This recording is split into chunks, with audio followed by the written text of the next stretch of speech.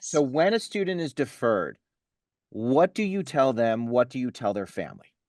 And I'm disclaimer, I'm not speaking on behalf of any college or university. But of course, the big issue with all colleges and universities is Mm. managing their yield. And in a nutshell, that means, if they have 2,000 seats for freshmen, they have to figure out how many spots can we defer, because we know not all of the students are going to take those seats, but we want to get as close to as possible, right? So, Right.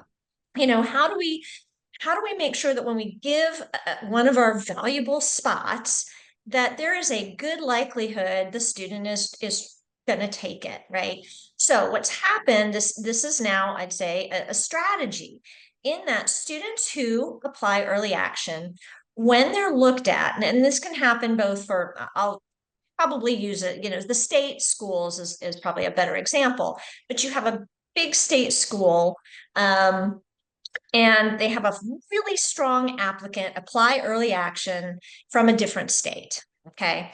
And they're looking at this fabulous student. And, again, it's the early round. And here's what they're likely thinking, or this is probably kind of the new wave of what's happening. They're looking at this incredibly bright student, happens mostly with, stronger students, perhaps, where they're like, well, first of all, you know, this student is perhaps very likely to have applied early decision to a school, and therefore is already committed somewhere else. And they're strong. They meet the profile of a student that's perhaps going to have done that. So it's taking a risk for us to offer them a spot if they're already committed in this early round. Likewise, they're from a state that also has a great public institution. So how likely is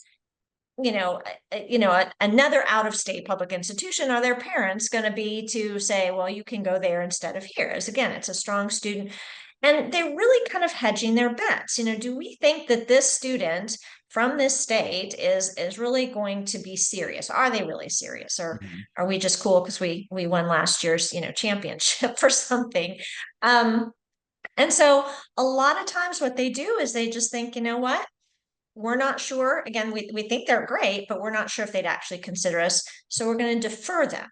And of course, deferrals typically require a letter of continued interest, or a loci, as it's called. So getting deferred, people interpret it as a form of rejection. I think Mhm. it really takes them down a notch.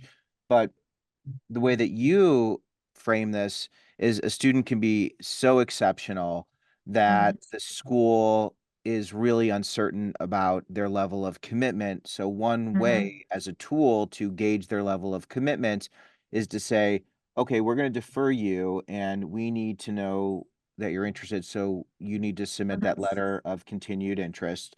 And that's Mhm. something that whenever a student is deferred, they need to complete that letter. Is that Yeah, yeah. correct? Is that part of the Usually, yeah. process?